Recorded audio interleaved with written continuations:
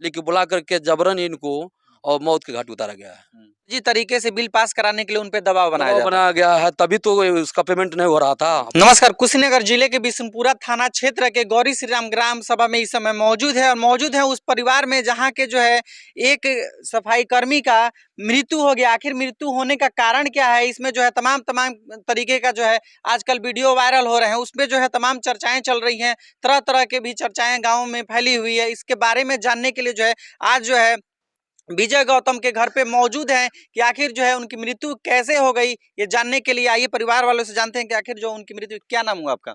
सुनीता देवी। आप क्या लगती हैं विजय गौतम का? पत्नी लगती। अच्छा, कैसे उनकी मृत्यु हो गई? ले गए जिला पर, बुलाकर जिला पर सब का जाने क्या करे हैं क्या नहीं। कौन ले गया? रंजन बताए थे, हम रंजन मिश्रा जी हैं उनके साथ। अब का जाने वहाँ पर कौन कौन है कौन कौन नहीं है, हम इतने फोन से पूछे हैं। उनके भाई साहब तो बताए थे जे हम लोग को ले आकर हॉस्पिटल में, गुरवलिया हॉस्पिटल में भर्ती, गुरवलिया हॉस्पिटल में भर्ती किए हैं।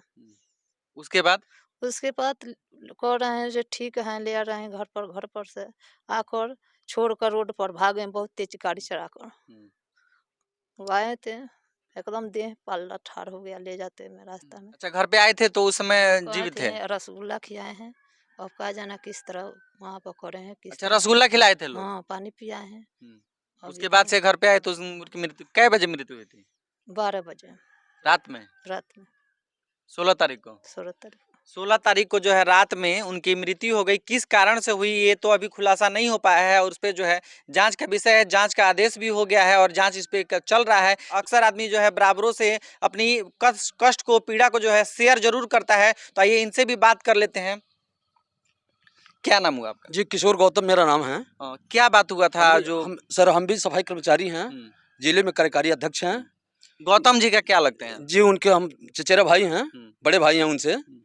अब उस दिन जो है 8:30 बजे के आसपास मैंने फोन किया। उस टाइम तक हमको खबर नहीं था, लेकिन 8:30 बजे जब मैंने फोन किया तो फोन एक जो है उनके सहकर्मी है वो उठाए। हमने पूछा कि भाई कहाँ है, फोन नहीं उठा रहे हैं, आप कौन हैं? तो हम साथ में हैं, रंजन मिश्रा मेरा नाम है, और उनका तबीयत खराब हो गया है, ऑफिस में आए थे और तबीयत खराब हो गया है।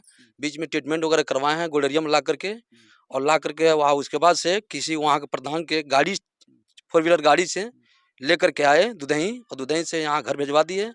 घर आते आते उनका जो है और सीरियस हो गया तबीयत।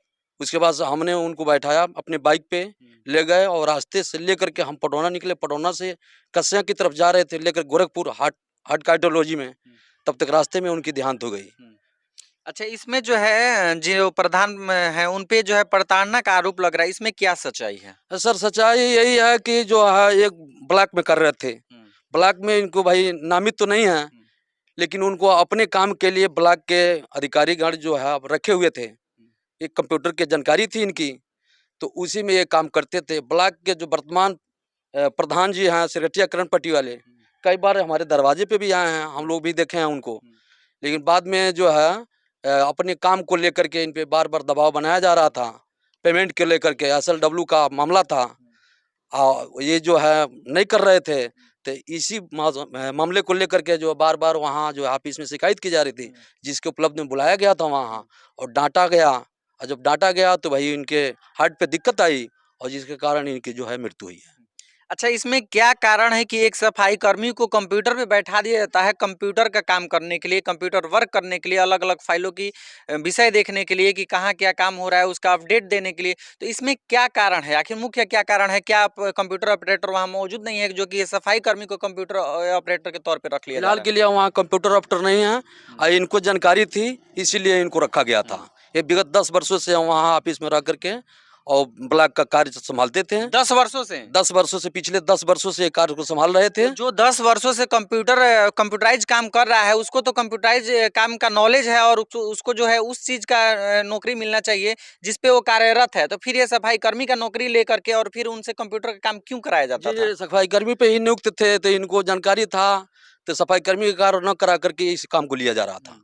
अच्छा, इसमें जो है दबाव किस तरीके का आता था जो कि तमाम तरीके का चर्चाएं हो रही है, आरोप लग रहा है कि जो है प्रधान किस काम के लिए दबाव डाल रहे थे? प्रधान जी दबाव अपना वही पेमेंट करवाने के लिए दबाव डाल रहे थे, इन पे नहीं डाल रहे थे, वो विभागीय अधिकारियों के पास दबाव बना रहे थे, अधिकारियों के द्वारा इन पे दबाव बनाए जाते, क्योंकि ये कार्यरत अस्पताल में वहाँ पे थे, ब्लॉक में थे, और इन पे बार बार दबाव बनाया जाता था, और जिसके कारण ये जो है इनको अटैक हुआ, अटैक के कारण इनकी मृत्यु हुई। मतलब इन पे अगर दबाव बनाया जाता था या उच्च अधिकारियों के पास भी जब फोन चला जाता था, उच्च अधिकारी इनके पास फोन करते थे, तो क्या ये सवाल नहीं बनता है कि जो है ये जो काम करने के लिए कहते थे उनसे, कंप्यूटर ऑपरेटर से जो विजय गौतम है उनसे कहते थे, तो क्या वो काम सत्य हो चुका होता था, फाइनल काम के लिए पेमेंट कराने के लिए कहते थे कि या कोई अनलीगल सर काम के सत्य लिए? काम अगर हो गया होता तो पेमेंट करने में कोई दिक्कत नहीं होती थी, लेकिन आधी अधूरा काम करवा करके पेमेंट करवाना, जबरन किसी पे दबाव देना, यही कारण हुआ होगा जिसके कारण पेमेंट नहीं हुआ होगा, दबाव उल्टा सीधा गलत तरीके से बनाया गया होगा। मतलब आपके कहने का मतलब ये है कि फर्जी तरीके से बिल पास कराने के लिए उन पे दबाव बनाया दबाव जाता बनाया गया है, तभी तो उसका पेमेंट नहीं हो रहा था, पेमेंट न होने के कारण दबाव बनाया जा रहा था, आज नहीं कर रहे थे इस पे, तो दबाव वही दबाव का कारण बना है। अच्छा, कहा जाता है कि जो है उच्च अधिकारियों का जो कोई कर्मचारी पे कोई व्यक्ति जो है गलत तरीके से दबाव बनाता है, तो उससे सर्वश्रेष्ठ जो उच्च अधिकारी हैं उनसे जो कंप्लेन करने पर जो है कुछ समस्या का समाधान निकल सकता है, तो ये इन्होंने कंप्लेन क्यों नहीं ये किया? चीज तो सर ये विभागीय चीज है, तो विभाग के लोगों से ही पूछना चाहिए था, लेकिन ये तो सफाई कर्मचारी है, इनसे नहीं पूछना चाहिए था, लेकिन बुला करके जबरन इनको और मौत के घाट उतारा गया है।